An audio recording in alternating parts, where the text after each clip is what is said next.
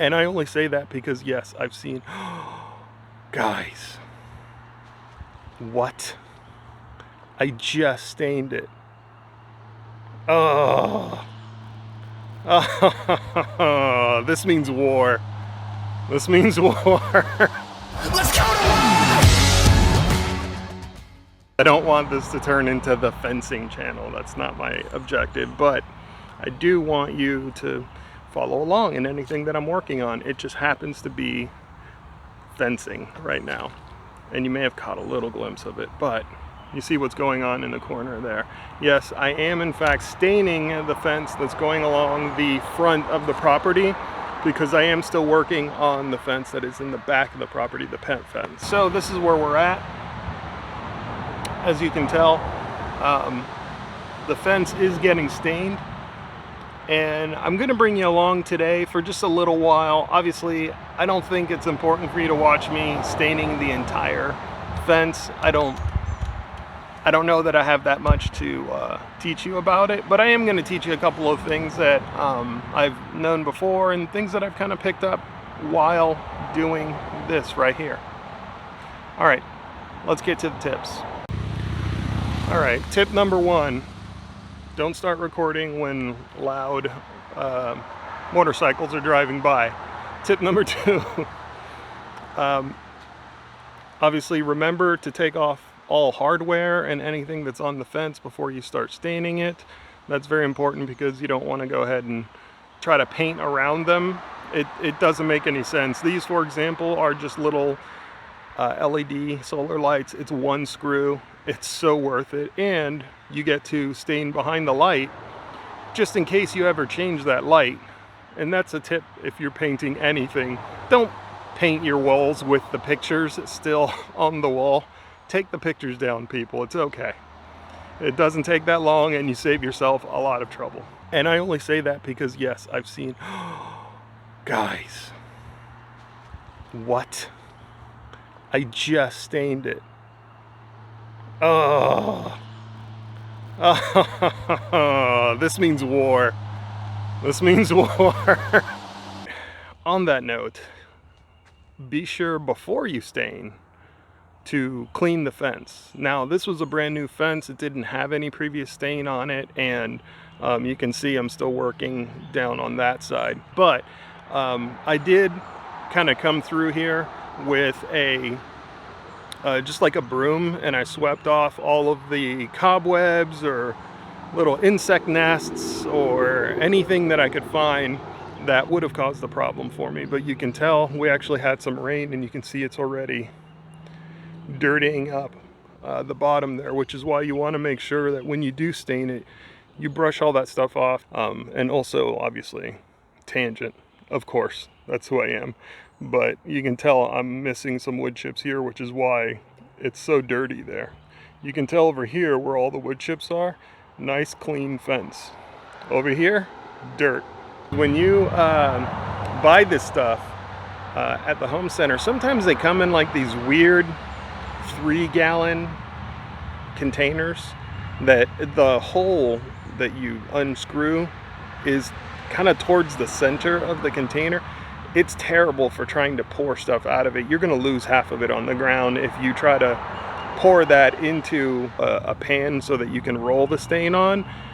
My suggestion to you is buy a 5-gallon bucket if you don't have one sitting around. Get a 5-gallon bucket, dump the 3-gallon into the 5-gallon because you can then get a smaller container of any size you want, a 2-quart plastic paint bucket, and you can just scoop out of a 5-gallon bucket what you need, or pour from the 5-gallon bucket onto, you know, something else like the pan I talked about earlier that if you're going to roll the stain on. Don't try to pour out of that 3-gallon bucket unless you plan on removing the entire lid off of it. But once you take the lid off of those, there's really no putting it back. So just make sure you have a way of sealing either that 3-gallon bucket or that 5-gallon bucket when you're at least done for the day. Another tip for you, if you're going to be applying this stuff, at least the way that I'm doing it, I'm not rolling it, I'm brushing it on. Trying to apply a brush onto a fence, first of all, you're not going to get every single corner using a brush. It's really tough, especially a nice wide brush that you can use to paint these nice wide pickets. So I got a nice wide brush to apply it, but to get the material on there, onto the fence, I'm using, this is just a cheap little Amazon sprayer I've had for years and years and years. You don't have to go out and spend a bunch of money on those specialized, you know, oh, designed to stain your fence kind of sprayers. No, this thing cost me, I think it was like 10 bucks. The only thing you have to make sure to do is make sure you keep it pumped up, because higher pressure means better vaporization out of the tip, which means you get a better, smoother application onto the fence. If it's just squirting and plopping out, you end up with a lot of that material on the floor, and you don't want it there, you want it on your fence.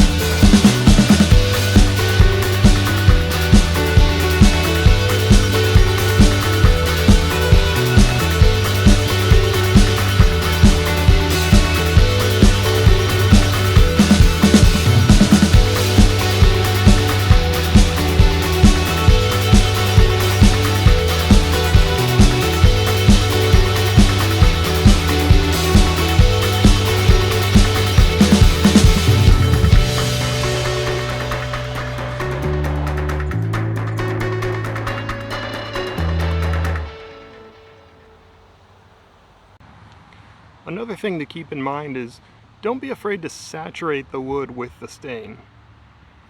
If you're a guy like me who's done some woodworking in the past and made some furniture and so on, you might get a little bit anxious with this part, because staining a fence is very different from staining furniture. Fence staining is sloppy, it's messy. The stuff gets on the floor, you're spraying it, it's vaporized all over the place. It is not that meticulous, let's get a little rag and gently just wipe it. No, you just want to soak this stuff in. Hopefully this shows up in the camera, but you might notice it's a little lighter around here. Wherever there's a knot in the wood, that's because the grain of that wood is going in a different direction than the grain of the rest of this board. And so you're looking at the side grain here. If you think of wood as straws, just a big bundle of straws that you put together, and they're super, super tiny straws, all of these straws here are all bundled in this direction. But the closer and closer you get to this, the straws start poking in and out. It's basically the equivalent of end grain. And if you've ever stained anything, you know the end grain really likes to soak up stain. So oftentimes you'll end up with dry spots like this. It's also really easy to spot those dry areas, because as you're applying it, you'll notice it is drying immediately. It's just soaking it in. It's very, very thirsty. You'll notice the same along the end grains as well. If you're a woodworker, you probably already know this one. But I realized previously I said just saturate the boards with stain, and that is still true. But you want to finish the board by back brushing it with the grain of the wood. And what I mean by grain is, if you remember earlier I talked about the straws in the direction that they're pointing, that is the grain. So when you're brushing, in my case I have a horizontal fence, so I'm going to be back brushing this way. If you have a regular sort of standard picket, vertical picket fence, you're going to be brushing the pickets this way. You want to finish each picket as if it is its own individual part. Which leads me to my next tip. Especially in my case, I am using a custom stain color.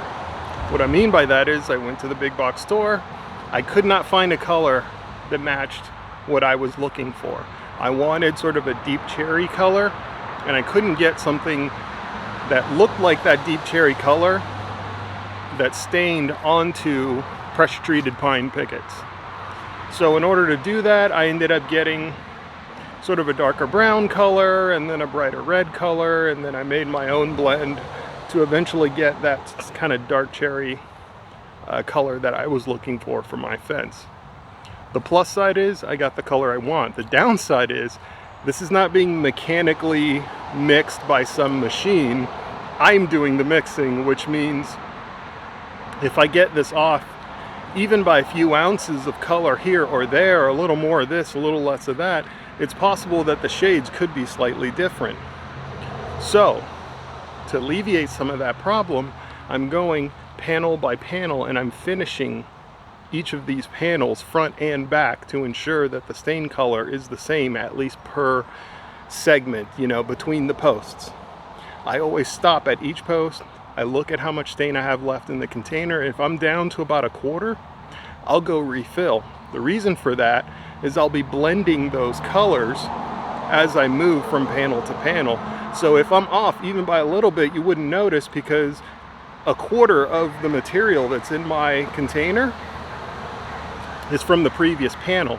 So I'm always going to have at least 25% of the previous color, and then, you know, 75% of the next color, which should be at a minimum very, very close. So I guess that's it, guys. As always, be good to each other, and I'll see you on the next one.